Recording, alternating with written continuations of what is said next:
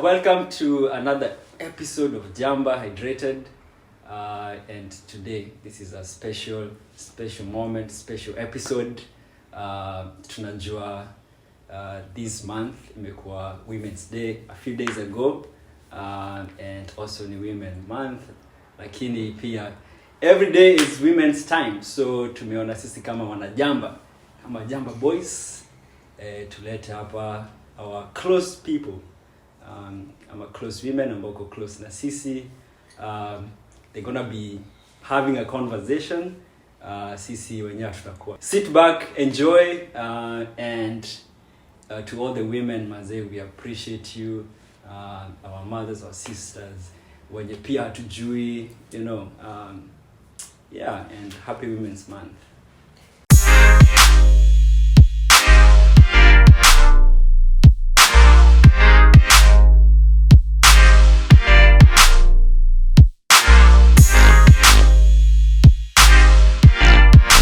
Women's Day is recognized all over the world, but the Women's History Month started in the US, but now it's celebrated by women everywhere.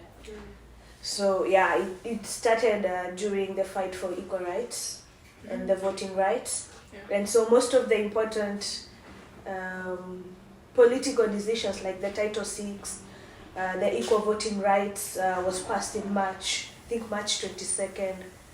Yeah, so a lot of important bills in the US that pertain to gender have been passed also in the month of March. So it's a wonderful time to be a woman. But right now, a lot of people all over the world have picked up the whole month as the Women's History Month, which is nice. Yeah, it's nice, but I wish it translated into like our day-to-day lives. Mm-hmm. I feel like we talk about women getting equality in policies and stuff like that, but I think in our day-to-day lives, in the corporate world, in school, I still feel like we would say things like, oh, like women can be leaders and stuff like that, but when it comes to like voting, nobody will vote for you as a woman. And in fact, your womanhood will be used against you. A good example is in Kenya. I don't know if you guys remember when Mother Karua was running for presidency. And it was such a sad moment because to me she's my hero. Like 100%. And I'm thinking, instead of you thinking about how smart she is, all the things that she's done, like through her political career, the one thing you want to fixate on is the fact that she's a woman and you don't deem her fit to be able to lead because of her gender. It's beyond. Could you introduce?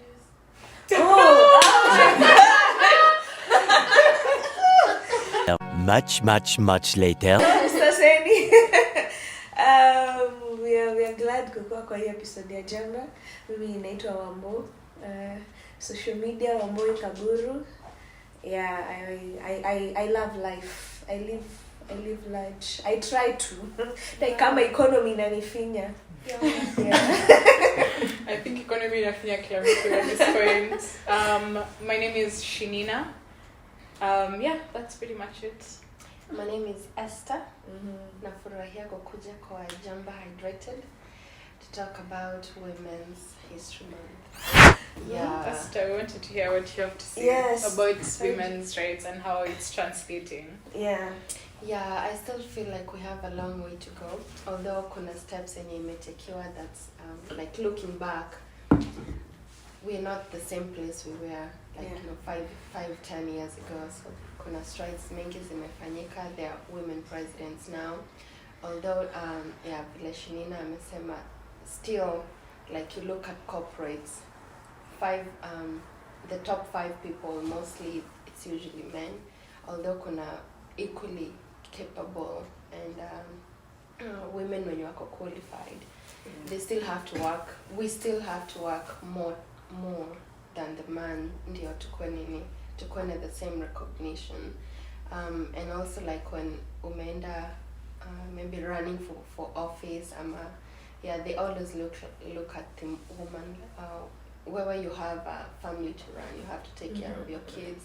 There's no way you'll be successful kwa hii position kama uko na watoto nyumbani. So I feel like people will always look at the woman gender first before looking at her potential. Yeah.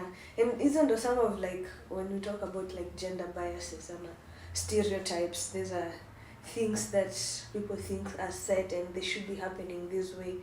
And like what you've talked about, like a woman cannot be a president because they have to take care of the home. That's a bias. Same thing in the corporate world, and also things like the pay gap. So we still do have quite a long way to go. But looking back in retrospect, I think we've done quite well. I mean, we're not where we should be, to be honest, but we've done quite well, because I cannot imagine about 60 years now, 70 years ago, we could not vote. It's something as simple as this, unfathomable. As Esther likes to say, it's unfathomable. So that's why it's important to have this month to celebrate the great things that women are doing, that they have done, because there's a lot of erasure of history of women's contribution in throughout history. So it's very important to have this time of the year where you can kind of command everyone's attention to that. I'm interested to like for us to talk about career and how like we've progressed from when we were young women in school to even choosing our careers. I know you're an engineer like me, and I know that has come with its challenges, being a woman and people literally not believing in you, and I'm interested to know like what that journey looked like for the both of you. So do you want me to go first? It's been quite a journey, to be honest. Well, I would say I was privileged. I was lucky to be brought up in a home where I didn't face any, I wouldn't say any bias, but my parents were encouraging me, go for it, you can do this, you got this. And I grew up in a very shielded and protected environment. So my primary years, my high school years, it wasn't a struggle. And then I got to uni, and then I was exposed to the rest of the world. And that's when I started, experiencing things like, you meet with somebody and they're like interested in them. You're like, I'm doing engineering. They're like, Mimi, see, I don't date engineers. Wow, yes. Please. I mean, why? Because apparently you're too smart and you're too opinionated, and things like those. And for me, honestly, it was a big shock, because I grew up in a place where I was allowed to express myself, to be opinionated, to be loud, and that was harsh. And then the other shock, I get to JKUAT, and I realize in a class of 80, we are only like 10 women, and I'm like, Again, as I said, I grew up in a very shielded environment, and so I started like seeing the disparities, and started now hearing stories of people who did not have the kind of support that I had going into that field. And even with that, it was still hard, because now people start telling you, vile engineering hii Kenya watu hawapati kazi, wewe kweli utapata sasa as a woman, and things like those. So there's those undertones in conversations that make you feel like, maybe I should have just stayed in finance, but of course I not to say that finance is bad. No. You see, this is like there's that bias that maybe if you did finance, it could have been. And then I realized actually finance is very hard. It is very hard. So there's those unconscious biases, I really faced them. And then the other thing was like being the kind of the first of, being the first, and everybody's like, you're the first to do this, you're the first from this school to do this course, so you're expected to maintain some kind of image or some kind of, there's this concept that they have of you, so it's very hard to live your life the way you want. Like, I am a very YOLO kind of person. I love partying, I love having fun. but now that was seen like, you're not serious with this course that you took, and you have a lot to prove, especially because you're a woman and there are a lot of women, looking at you, which is not a bad thing to be a mentor, but it was a lot of pressure for me. Yeah, which it still is, but now I'm at the age where I can manage that. Nice, I like that. Sister? Yeah, so for me, I am in finance. Yeah, math. Math. But I didn't do that because I'm a woman. I did that. I did that because I like it. But maybe in my family, we are a family of 3 girls. We don't have a brother. So my dad and mom, they brought us up evil, so we didn't have anything to compare with them or anything like kuambiwa your brother anaenda engineering, wewe unaenda medicine, wewe unaenda so our parents just told us, just do what pleases you. Yeah, so my sister, she's in IT, engineering, same thing, but so but there's always that bias, women should not go into technical subjects. True, yes. Yeah, that they should be, history, arts, English, literature.